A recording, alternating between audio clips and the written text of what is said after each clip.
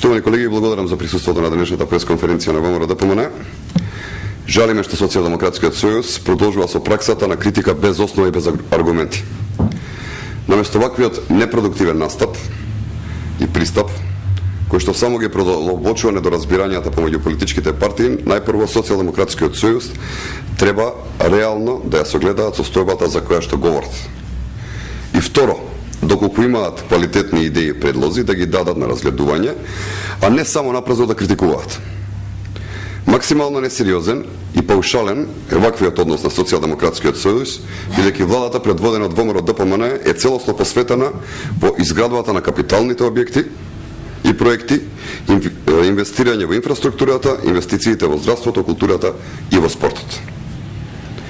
Доказ дека транспарентно и одговорно се трошат народните пари за капитални инвестиции е изградбата на автопатот Табановце-Куманово, која што е најзначајно инфраструктурно поврзување со север и со Европа.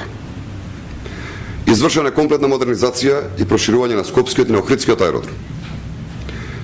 За пример, токму денес е поставен камен темелник на ново училиште во општина Аеродром, инвестиција вредна 130 милиони денари, а до сега се изградени згради на 22 нови основни училишта и 3 нови средни, во тек изградба на нови 6 згради за 6 основни и 2 средни училишта.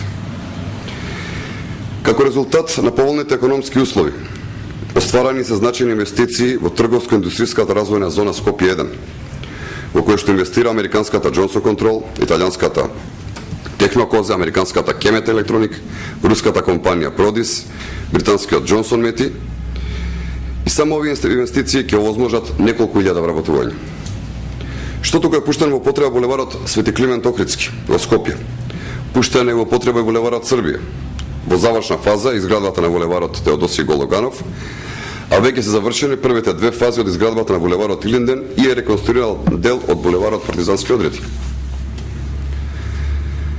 Веќе низ градските улици во Скопје се возат над 140 нови автобуси, со што е заменет дури за 50% возниот парк на јавното сообраќајно предпријатие.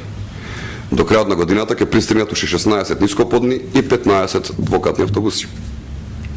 Во тек е најмасовниот процес на набавка на современа медицинска опрема и реконструкција на сите позначени здравствени установи.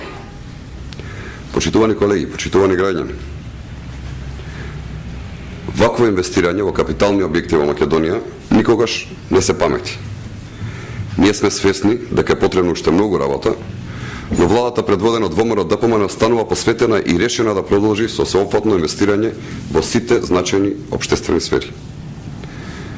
Жалиме што Социјалдемократскиот сојуз не го дава својот придонес на тој план преку конструктивни предлози. Тоа е нивен избор за кој што ќе судат граѓаните. Благодарам.